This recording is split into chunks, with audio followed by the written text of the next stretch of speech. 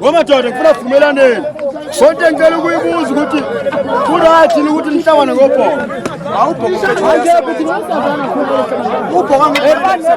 Kayanani sifana shupha zala ngobhoko ngoba salimazana ngoba ngiyazala.